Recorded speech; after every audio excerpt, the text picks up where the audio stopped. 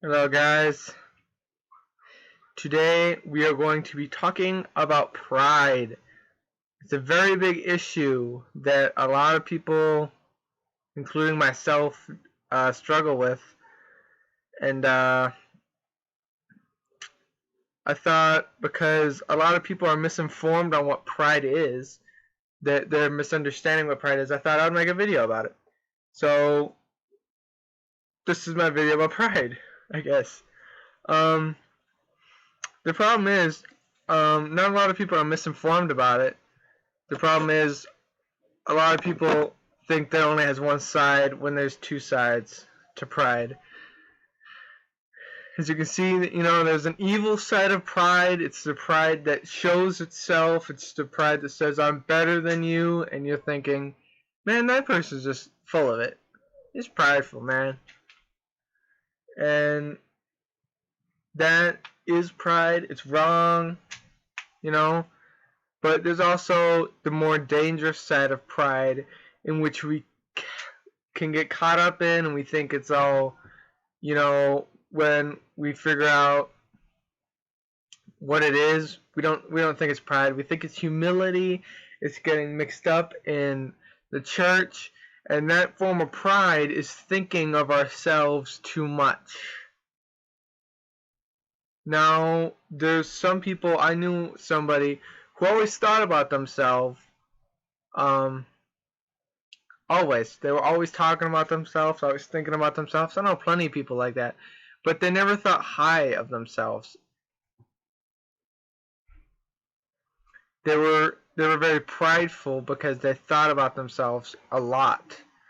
And that's the kind of pride that a lot of people don't see as pride, but they need to see it as pride. Because when we think about ourselves a lot, we can't think about others. We can't think about God.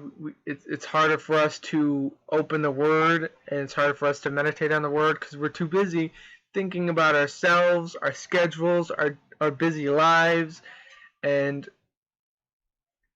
stuff like that. It's really, even though a lot of people think, oh, it's humility, they think, they're worthless and whatever. Really, they're thinking about themselves too much. It's pride. I mean, I don't know who said it, but I remember reading a man who said it like this. He said, God would rather you think of yourself as a great musician, a great artist, whatever you are, and never think of yourself again than think of yourself all the time. It was a very great illustration. It's what opened my mind to this, and I realized, wow, there really are two sides of pride. And so I listed a few verses there about how pride destroys your life. I misspelled destroy. Anyways, pride goes before destruction, and a haughty spirit before a fall. That's Proverbs 16:18.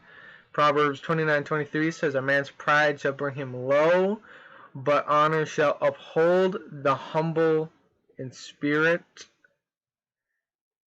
When pride comes, then comes shame, but with lowly is wisdom.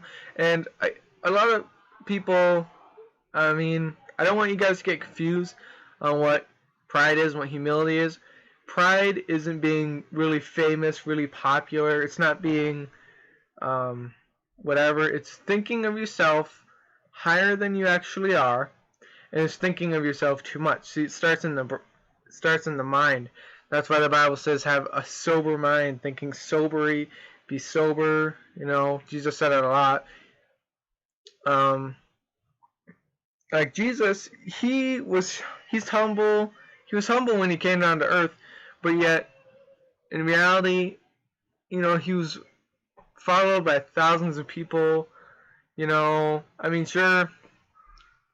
they hung him on a cross, but he was a popular man back then. Even before everybody on earth knew him as who he was still popular, but he was still humble. He was a very humble man. He was the example of humility that we should follow. And I put verses that tell us how to be humble, how to practice humility, And it says, Proverbs 22:4 says, by humility and the fear of the Lord are riches and honor in life.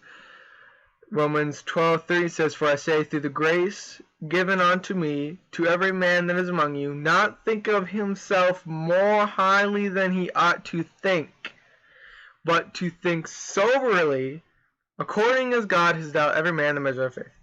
Colossians 3:12 says, put on therefore, as the elect of God, holy and beloved, the bowels of mercy, kindness, humbleness of mind, meekness, and long-suffering. And that verse kind of says, right there, it describes how we be humble, how we get rid of pride.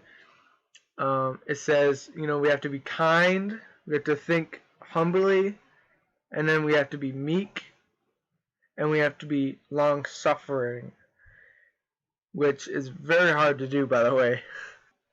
I'm a prideful guy.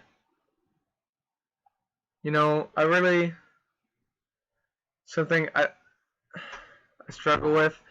Every day I ask God to, crush my pride, get rid of it, throw it away, fill me with humility, fill me with your spirit, pour me out, fill me with your spirit. And I always have to catch myself when I'm thinking. I always have to stop thinking about myself.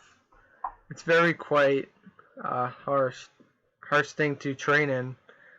But I guess to sum all this up, I guess there's this awesome verse, John 3:30 says, he must increase, but I must decrease. And I think that sums it up just perfectly. You might hear it said, I must empty myself of me to be filled with more of God. It really is true. Jesus said this himself. He said, he must increase. He must increase in me. I must be more like him, so I must be less like me.